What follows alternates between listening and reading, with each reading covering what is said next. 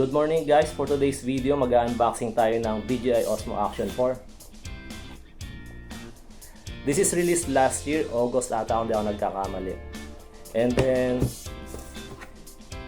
DJI Mic Mini. Kaka-release lang na ito this week. So check natin kung ano yung mga kasama niya sa box. So ito yung mga kasama niya sa loob ng box. Yung DJI Osmo Action 4, yung kanyang case, selfie stick, battery hub niya. Bali may kasama siyang tatlong battery. Tapos yung isa nakalagay na doon sa loob. Itong battery hub niya, pwede na rin dito mag-charge. Mount adapter, dalawang klase yung mount adapter na kasama niya, yung isa mini version. Locking screw, dalawa din. Cord type C. Tapos mount ulit. Ito naman yung mga kasama kapag nag-avail kayo ng DJI Mic Mini.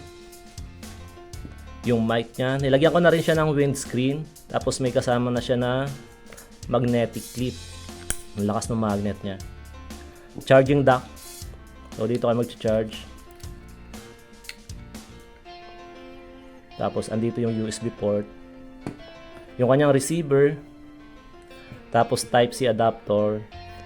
Meron siyang extra din na windscreen. Tapos splitter cable. Ito maganda to. Meron din siyang kasama na 3.5mm na jack. Pero parang di ko naman ito magagamit. Tapos itong kanyang pouch.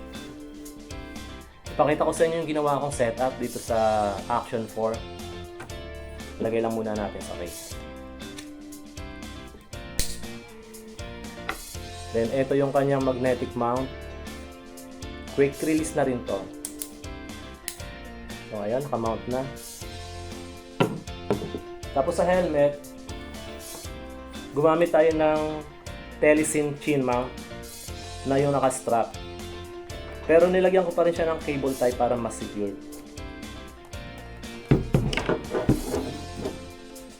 So screw lang natin to dito.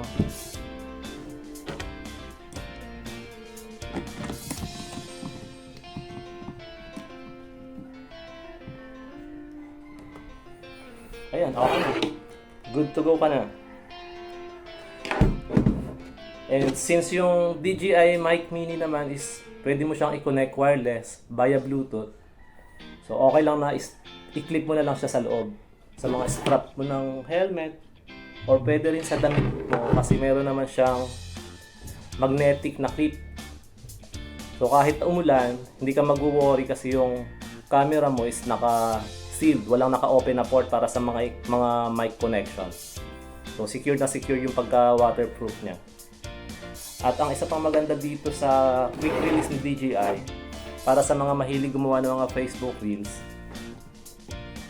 Pwede ka rin kasi dito mag-shoot ng vertical video. Ilipat mo lang dito yung magnetic mount niya. Ayun, ganun lang kadali. Meron ka ng pang-shoot ng vertical video para sa mga Facebook Reels saka sa mga YouTube Shorts niya. Hello guys, we're back and this time gamit na natin yung DJI Osmo Action 4.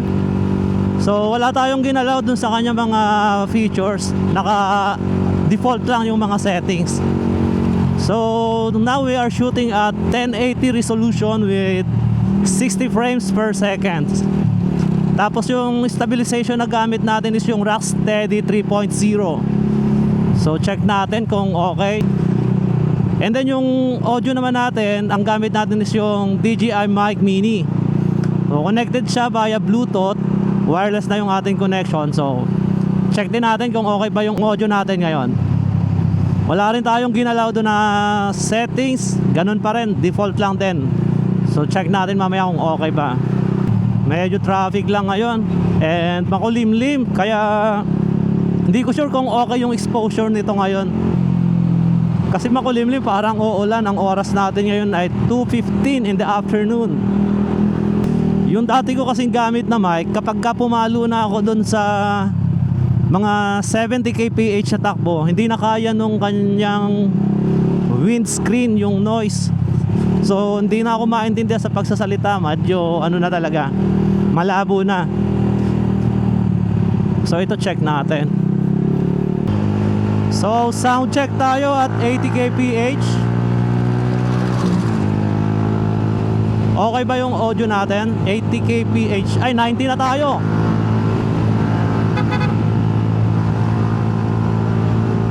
...90 kph. Sound check at 90 kph. Yung stabilization natin, okay kaya?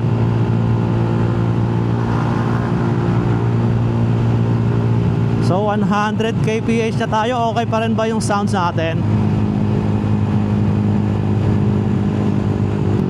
Ang kagandahan din kasi dito sa mic na to is 11 hours yung kanyang battery life. So kahit ma-consume na siguro yung 3 battery na kasama nitong action cam, goods ka pa rin, hindi ka mangangamba na malowbat na yung mic mo. So napakaganda ng mga features nitong DJI Mic Mini na to. Actually kaka-release lang nitong November 26 kung di ako nagkakamali. So ito namang DJI Osmo Action 4 natin, yung battery niya is nasa 1770 mAh and tumatagal siya ng 160 minutes each. Pero yung battery life niya is depende pa rin yun kung gaano kataas yung resolution na gamit mo. Same din sa frame rates na isi-set mo. Kung mas mataas yung resolution mo at mas mataas din yung frame rates mo, syempre mas mabilis kang malolowbat. Pero dun sa battery life naman niya, overall siguro di ka na mabibitin. So hanggang dito na lang muna tayo and check natin mamaya yung mga footage na nakuha natin kung okay ba. So ayun guys, nasubukan natin kanina yung ating bagong motovlog setup. Gamit natin itong Osmo Action 4 at saka itong DJI Mic Mini. Dito sa Osmo Action 4, napabilib niya ako doon sa footage na binigay niya sa atin kanina, given na nag-shoot lang tayo sa 1080 resolution at 60 frames per second. Tapos makulimlim din, pero ang ganda ng quality ng video na nakuha natin. Yung image stabilization niya na Rocksteady 3.0, napakaganda rin dahil kahit matagtag at hindi smooth yung kalsada, makikita nyo sa video na napaka-stable pa rin. Dito naman sa DJI Mic Mini, na-amaze ako sa kanya dahil sa ang ganda ng pickup ng audio niya. Kahit na tumatakbo tayo kanina ng nasa 80 to 100 kph, ang ganda pa rin ang quality ng audio natin. So, napakalaking bagay nun para sa mga kagaya ko. Isa pa sa nagustuhan ko dito is yung nabanggit ko nga kanina, yung battery life niya. Operating time niya is tumatagal siya ng 11 hours. So, goods na goods yun para sa mga kagaya ko na mahilig mag-long ride. So, mas magiging maganda na yung quality ng video natin sa ating mga susunod na biyahe. So, kaya yung mga hindi pa nakasubscribe dyan, just hit the subscribe, like, and notification button para updated kayo sa mga susunod pang content na gagawin ko.